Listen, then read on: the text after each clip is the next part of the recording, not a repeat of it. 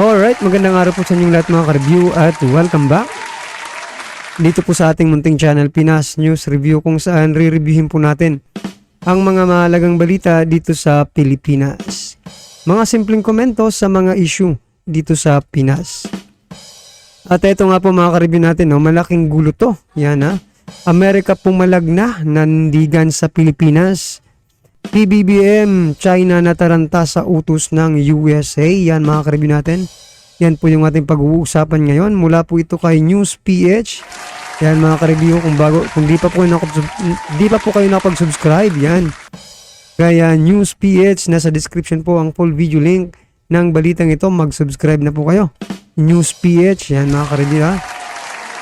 At kung bago ka pa lang at di pa po nakapag-subscribe sa ating munting channel, please don't forget to subscribe. At i-click na rin po ang bell notification para updated ka po sa lahat ng ina-upload sa ating reaction video. At eto na nga, sama-sama at sabay-sabay po natin pakinggan, panoorin at bigyan ng reaksyon ang balitang ito. Eto na po. Amerika hindi sinunod or binaliwala ang mga statement coming from China na huwag makialam dito sa Pilipinas at sa West Philippine Sea. Yan po ang mensahe ng tagapagsalita ng Foreign Minister ng China na si Mao Ning, na hindi daw dapat makialam ang Amerika sa Pilipinas. At dahil dyan, sabi ko nga, binaliwala, hindi po ito pinansin ng Amerika at sa halip pinatunayan pa na magiging malalim at tuloy-tuloy ang ugnayan ng Pilipinas at ng Amerika o ang suporta ng Amerika dito sa Pilipinas. Dahil tumawag nga po si Secretary Austin, Defense Secretary ng Estados Unidos, kay Defense Secretary Gibo Teodoro. Phone call with Secretary Austin this morning. We released a joint statement simultaneously. In this call, he reiterated President Biden's statement of the ironclad guarantees of the United States to the Philippines based on our mutual defense treaty and the ironclad support. Actually, the term he used was laser focused on the alliance between the Philippines and the United States. He once again reaffirmed that the purpose of our joint operations really is for the upholding of a rules-based international order and international law. We agreed to let our staffs talk, respective staffs talk on increased bilateral interactions and activities and multilateral actions and activities. Finally, we talked on other matters of mutual cooperation and concern. We agreed to open the lines once again for further exchanges, and we will see each other once again in Jakarta in the sidelines of the ASEAN Defense Minister meeting. Right. When is that? Yeah, so malinaw. Ayan o, napakalinaw nung sinabi.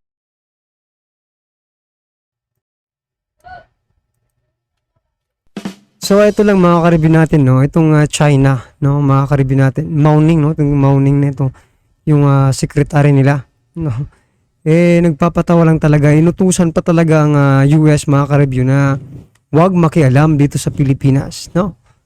Hindi ba alam nitong Mao Ning na ito mga ka-review na mayroon tayong Mutual Defense Treaty mga ka-review with US, at nakasaad nga doon mga ka-review natin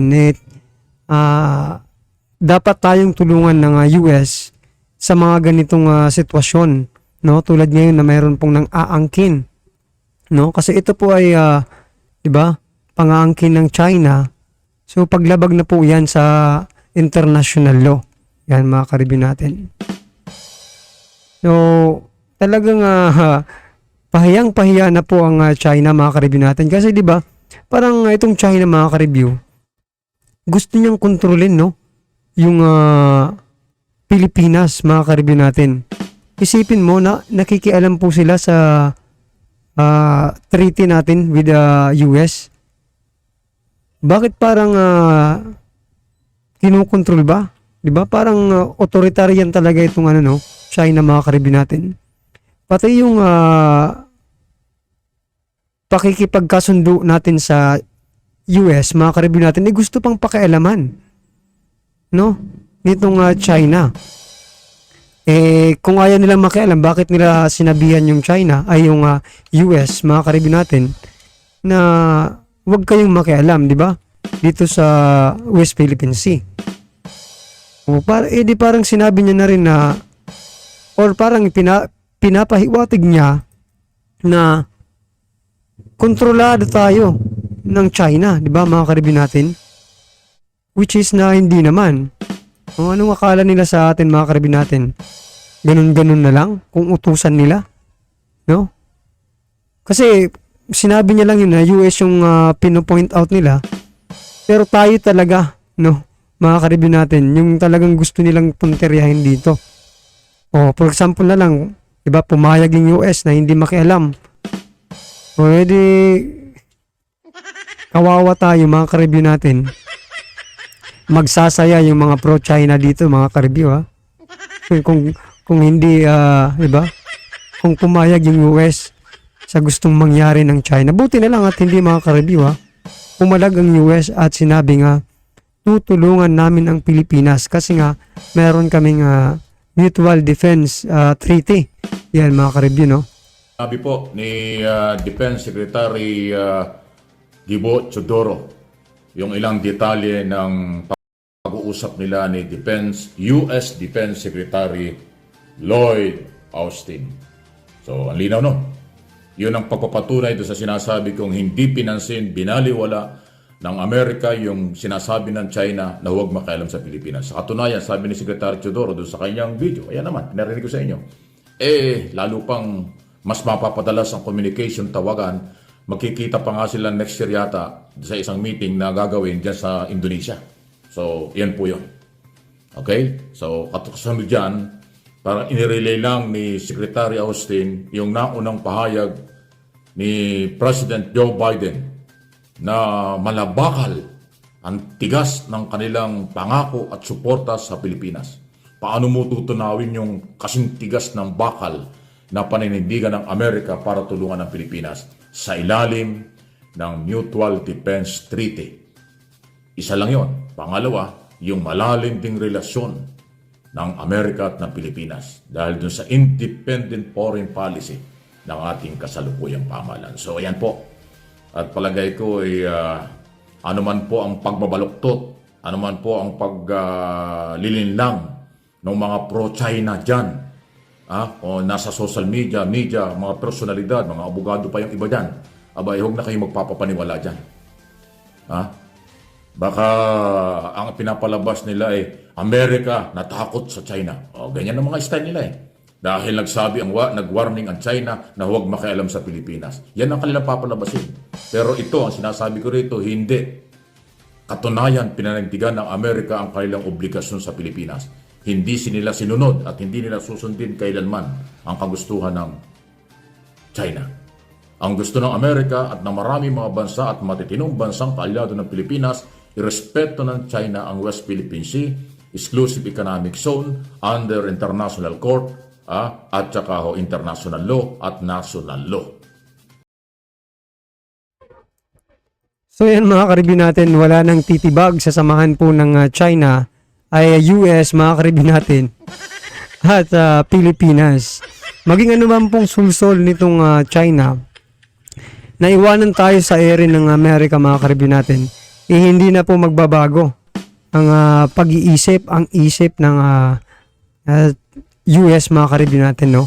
At nakapag-desisyon na nga po sila na tutulungan tayo, mga karibyo natin, dito sa Sigalot, sa West Philippine Sea, no? Sa kabila po ito ng panawagan ng China na huwag makialam ang US, no, mga karibyo natin, dito sa West Philippine Sea. Paano ba yan? Nauna po yung treaty namin, no? Nauna po yung kasunduan ng Pilipinas, no, at Amerika bago ka pa nakapag panawagan sa Amerika na iwanan ng Pilipinas, no? Pabayaan niyo na yan. Parang ganun yung ano niya, di ba? Parang ganun yung sinasabi niya. Iwanan niyo ng Pilipinas, wag kayong makialam, wala namang kayong pakialam dito sa Pilipinas. Ito na nga, sinampal po ng Mutual Defense Treaty natin, no? Itong si Mao-Ning, mga ka-review natin, kasi ito talaga yung pasimuno dyan, mga ka-review, sa pagkakalat po ng mga disinformation. Yan, mga ka-review natin. Itong si Mao-Ning ng China. Yan, sinampal katuloy ngayon ng Mutual Defense Treaty ng Pilipinas at Amerika. Anong masasabi mo dyan, Mao-Ning, ha? O, iyak lang muna kasi hindi naman kayo kinampihan, ha? Pinalagan na kayo ng China ay US, yan, ha? At naninindigan niya na Pilipinas ang kanyang kakampihan at hindi China. Yan, mga ka-review. Alright, mga ka-review natin, ano man po ang iyong reaksyon sa naging balitang ito? I-comment lang po sa baba para at least alam po ng ating mga kababayan ang inyong nararamdaman sa isyung ito. Right? Ayan, mga ka-review natin, huwag din pong kalimutang mag-subscribe dito kay NewsPH. Nasa description po ang full video link ng balitang ito. Doon nyo na po panoorin ang buong balita, no, mga ka-review natin, para magkaroon din siya ng views, di ba, mga ka-review? Alright. Kung bago ka pa lang at di pa na ako subscribe sa ating munting channel, please don't forget to subscribe. At i-click na rin po ang bell notification para update ka po sa lahat ng ina-upload nating reaction video. Yan, mga ka-review natin. Maraming salamat po.